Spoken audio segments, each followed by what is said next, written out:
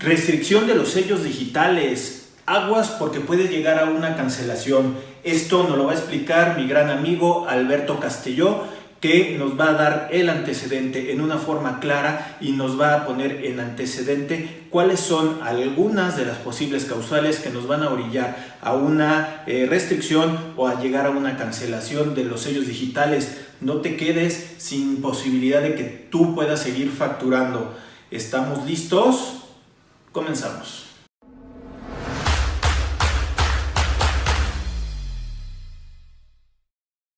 ¿Qué tal, amigos? ¿Cómo están? Mi nombre es Rodrigo Ramírez y, como lo habíamos anticipado, vamos a platicar de un tema que es la cancelación, la restricción de los sellos, que es lo que me estaría permitiendo facturar, es el que me estaría permitiendo yo ejercer una actividad de poder entregarle un CFDI, un comprobante a la cuestión de mi cliente, y con una reforma que tenemos del año pasado repercutida en este año 2020, pues por ahí trae ciertas variables en cuanto en qué momento me va a poder la autoridad restringir o cancelar la cuestión de estos famosos sellos digitales.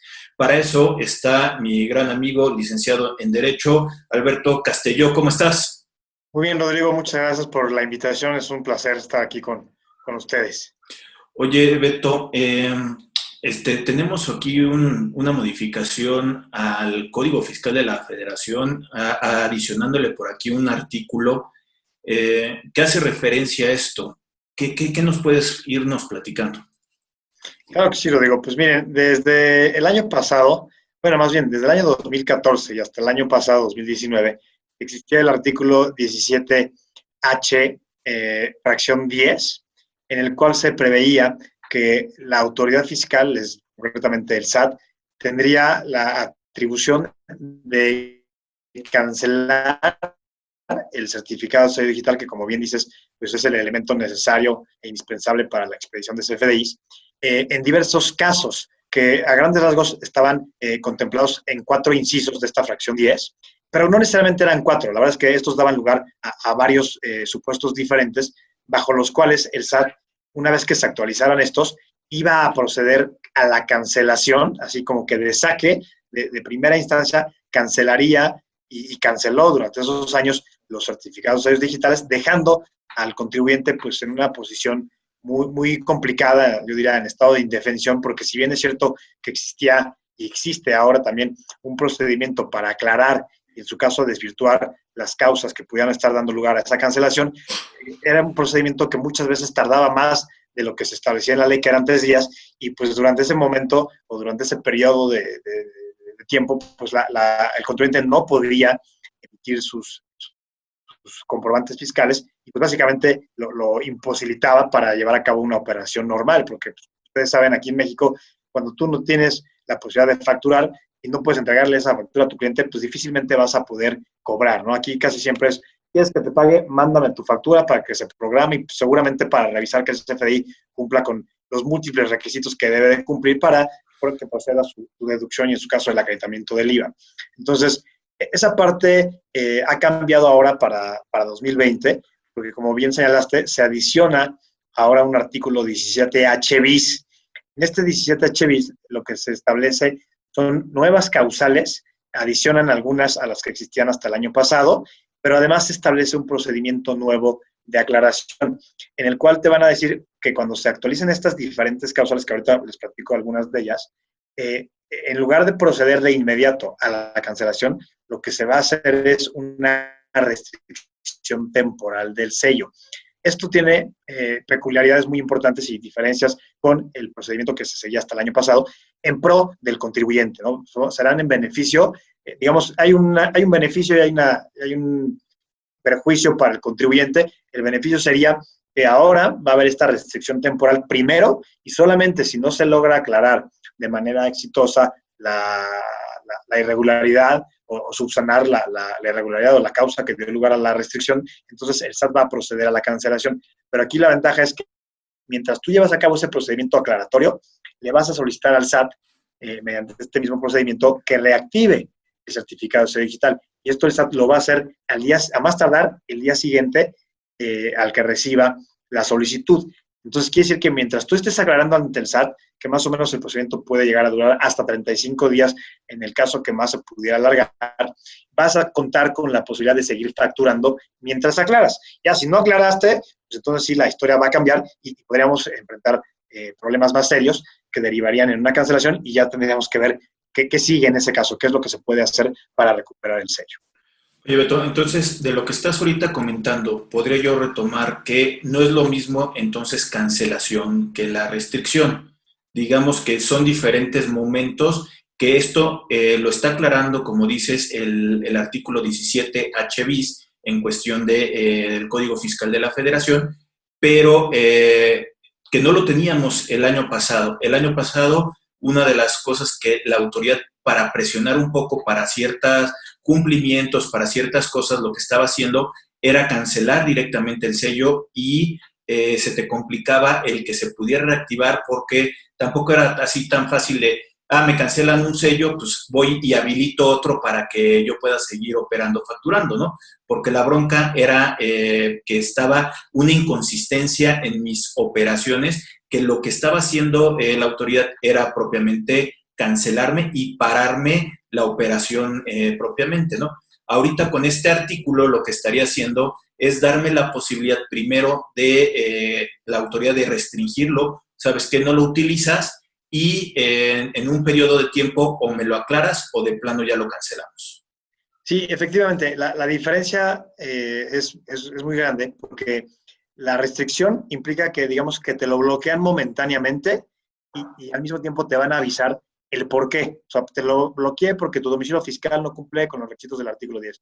Te lo bloqueé porque no me has presentado la declaración anual o una declaración de pago provisional o de pago definitivo en IVA, o porque hay inconsistencias en tus deducciones o en tus retenciones con base en lo que obra en mis bases de datos como SAT o en mis FDIs, por diversas razones que ahorita podemos platicar brevemente, o porque eres CEFO o porque eres CEDO, digamos, son varias las causas, inclusive hay una que te habla de cuando cometas infracciones de las que se refiere el artículo 79, 81 y 83 del Código Fiscal de la Federación, que básicamente son infracciones relacionadas con el RFC, por ejemplo, el no presentar el aviso ahorita que está de moda de socios o accionistas.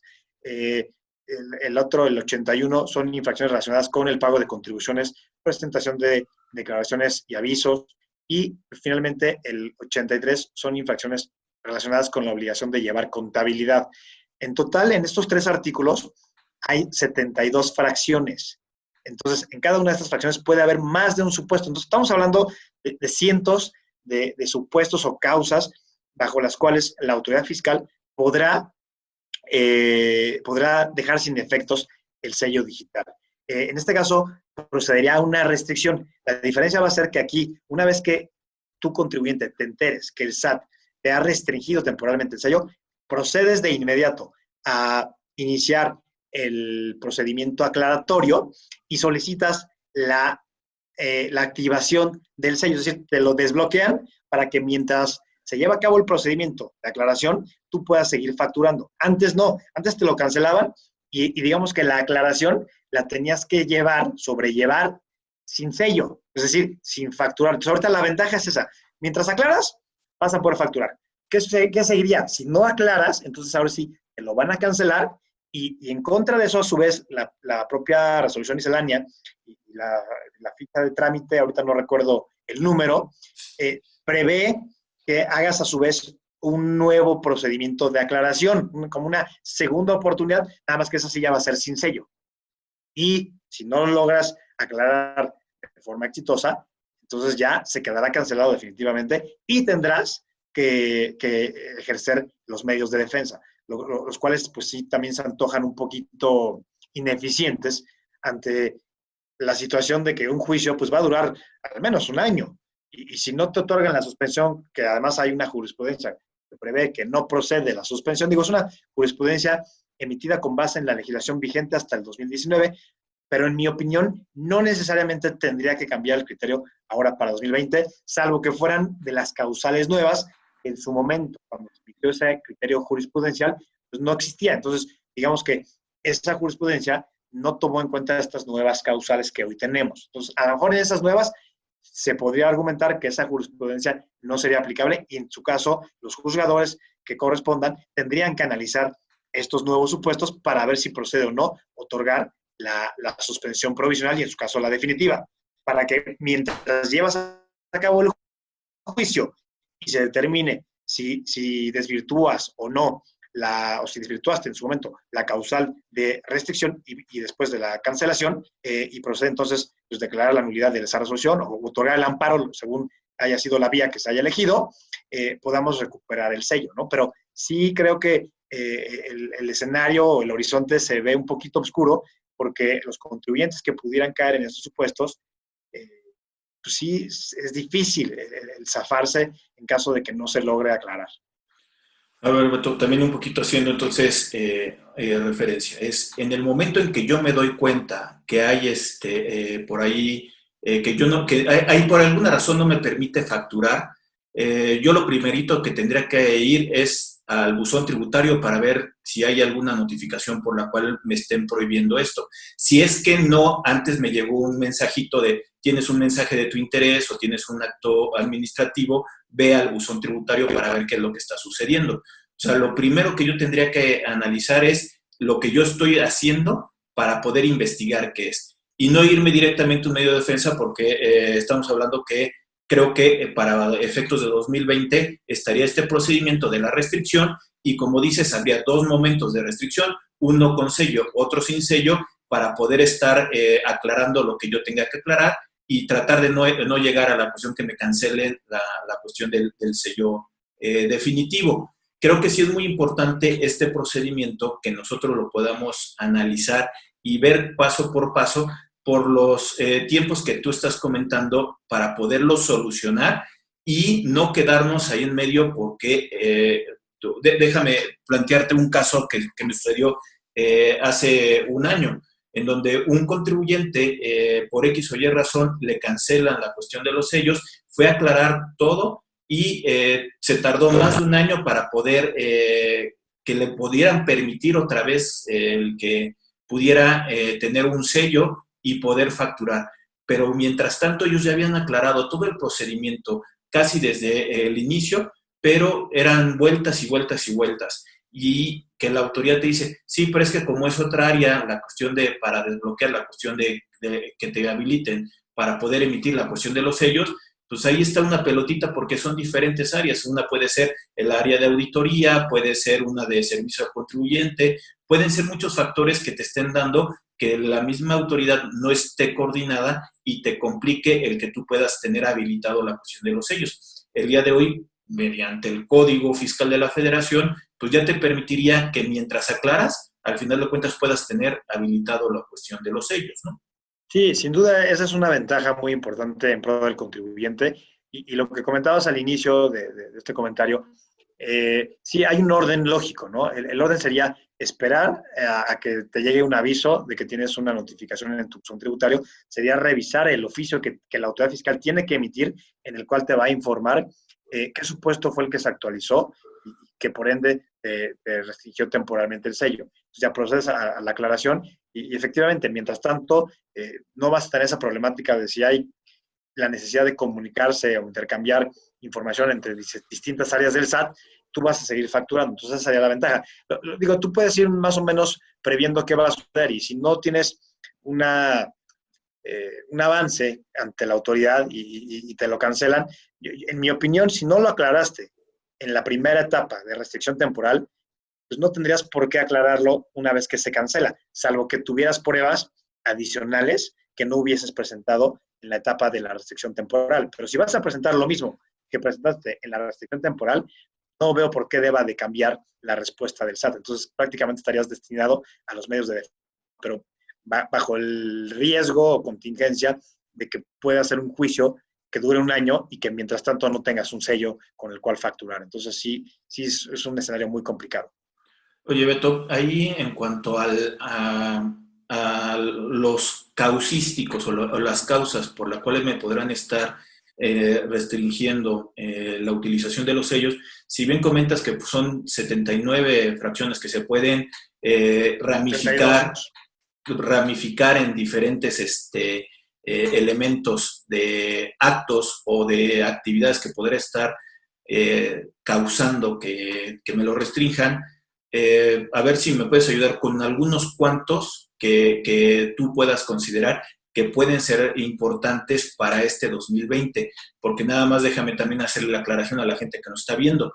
Esto es nuevo y este año con la cuestión de Susana Distancia, la pandemia, ha también limitado muchas acciones de la autoridad que tal vez, eso sería mi percepción, que todavía no ha utilizado la cuestión de las restricciones, pero eso no quita que a partir de propiamente en estos días que ya empiece una reactivación económica y que la autoridad también ya empiece a hacer sus actos de revisión, pues ya empiece a echarle ojo a ciertos contribuyentes que ya están en unas causales, ¿no? Porque, pues, por ejemplo, la declaración anual de personas morales, sí tuve la obligación de presentarlas en marzo, pero la de personas físicas, pues apenas terminando junio, voy a tener la obligación por el plazo que me dieron y sería una de las causales, ¿no?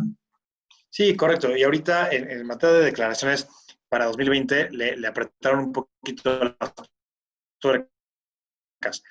Anteriormente, primero tenía que haber un requerimiento de parte de la autoridad, una vez que detectara que no se habían presentado, de hecho, solo hablaba de declaraciones de pagos provisionales o de pagos definitivos, y te decía que fueran 3 consecutivos o 6 no consecutivos. Ahora adicionan la declaración anual, si tú la presentaste, ya pasó un mes de la fecha en la que la debiste haber presentado, te van a restringir temporalmente el sello. Y tratándose de declaraciones de pagos provisionales o pagos definitivos, ya no hablan de 3 consecutivos o 6 no consecutivos, sino de 2 consecutivos o no consecutivos. Entonces, endurecen, digamos, este supuesto, sigue el supuesto de cuando el contribuyente no se localiza o desaparezca, cuando se da el procedimiento administrativo de ejecución, es decir, el procedimiento que sigue el SAT para ejecutar o cobrar los créditos, y en caso de que no haya cobro, que no haya pago, mejor dicho, pues procede al embargo, ¿no? Entonces, desde el año 2014 el SAT se dio cuenta del poder que tenía la cancelación de los sellos, sobre todo con los contribuyentes que de repente, pues a los que les llaman chapulines, ¿no? Que cambiaban su domicilio fiscal de un lado a otro para evitar ser auditados o para evitar que se les cobrara y embargara, en su caso, por créditos fiscales no pagados. Se dieron cuenta que al bajarles el sello aparecían casi en automático, por arte de magia. Entonces, tomando en cuenta eso, pues adicionan nuevos supuestos, como por ejemplo, otro también, si detectan en una auditoría que los CFDIs que se están revisando corresponden a operaciones simuladas o inexistentes o ilícitas, también se podrá restringir el sello. Si eres un EFO, es decir, si eres una empresa que factura operaciones simuladas o inexistentes, que ya está publicado en la lista que se refiere el artículo 69B, también te van a restringir el sello. Lo mismo sucede con los EDOs, es decir, con las empresas que deducen operaciones simuladas o inexistentes, es decir, aquellos contribuyentes que adquirieron facturas de personas que aparecen en la lista de EFOS.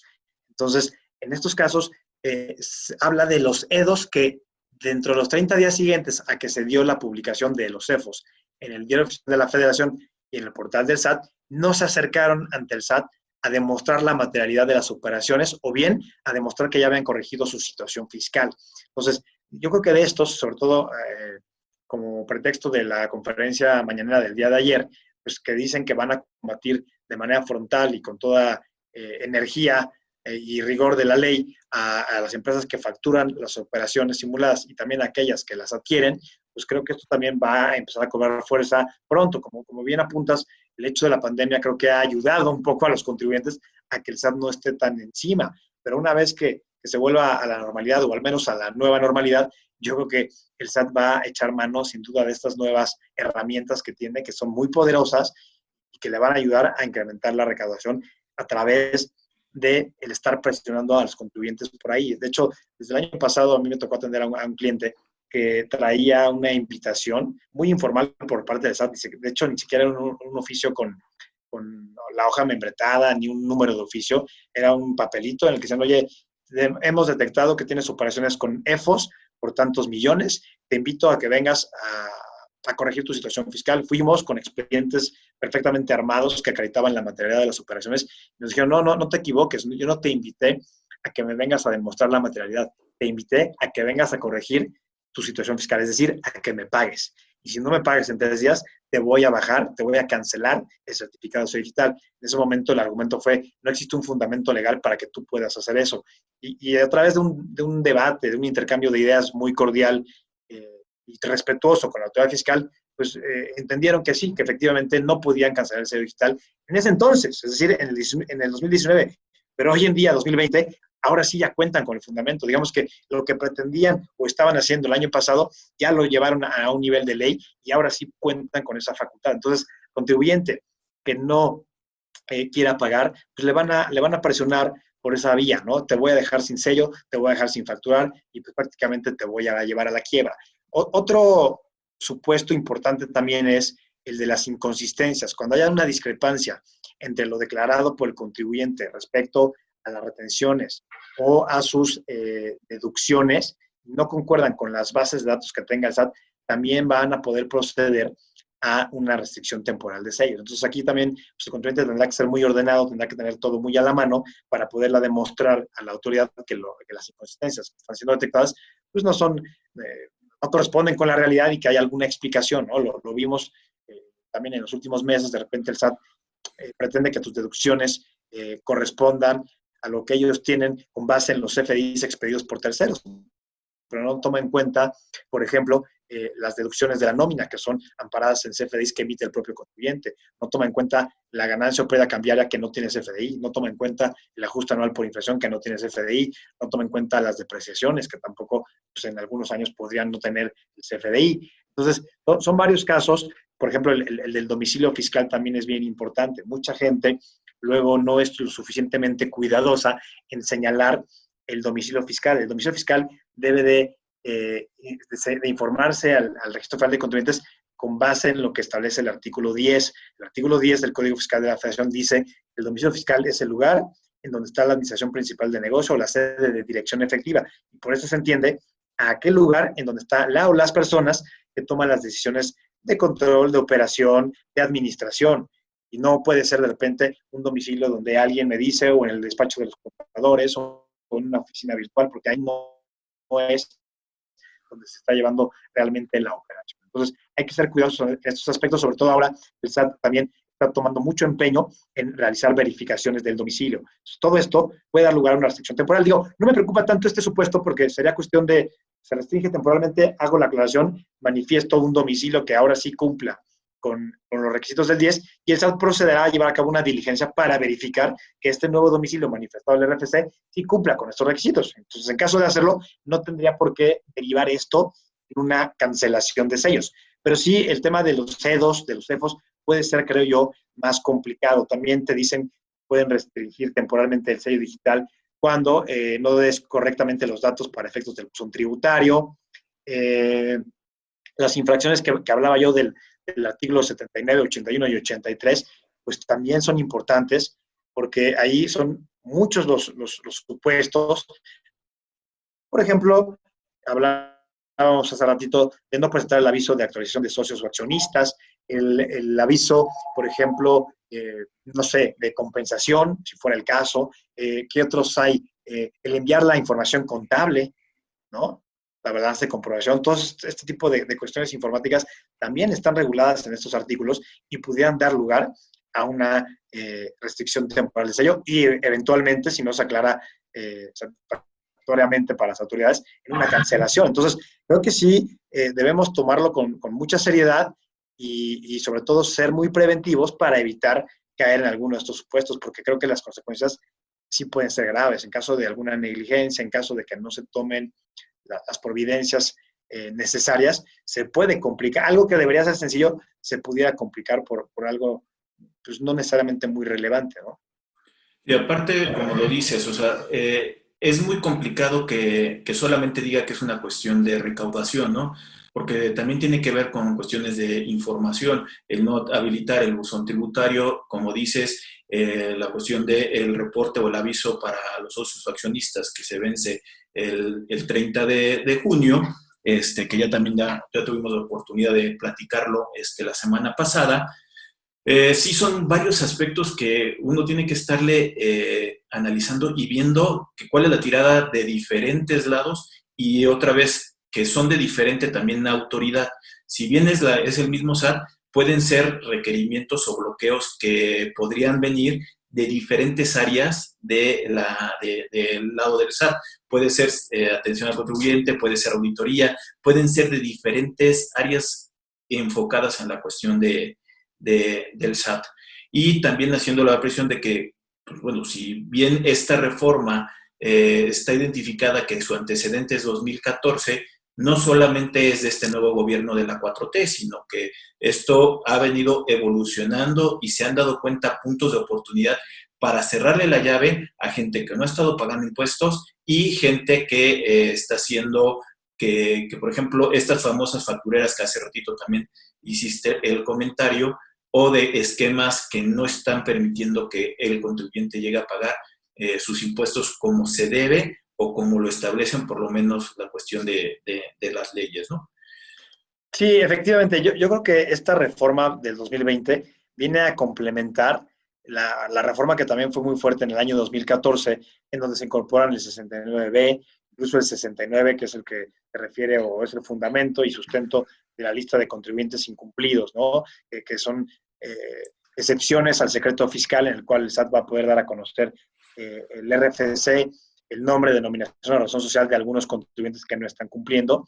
Y sí, traen un enfoque muy puntual para combatir la evasión, la elusión fiscal y en general el incumplimiento de las obligaciones fiscales, inclusive no solamente obligaciones de pago, sino obligaciones formales, como por ejemplo también en el 83 está previsto todo lo relativo a la expedición de CFDIs. Entonces, también si tú no estás expidiendo los CFDIs correctamente, si no expides el CFDI global o de operaciones con el público en general, si no le imprimes la representación en PDF del comprobante al contribuyente que te lo solicite, todo eso mediante una denuncia podría dar lugar a una restricción también temporal del sello digital. Entonces, también, o sea, tiene un claro enfoque a combatir la evasión fiscal, pero también para presionar el cumplimiento de obligaciones formales, que al SAT le interesa que se estén cumpliendo.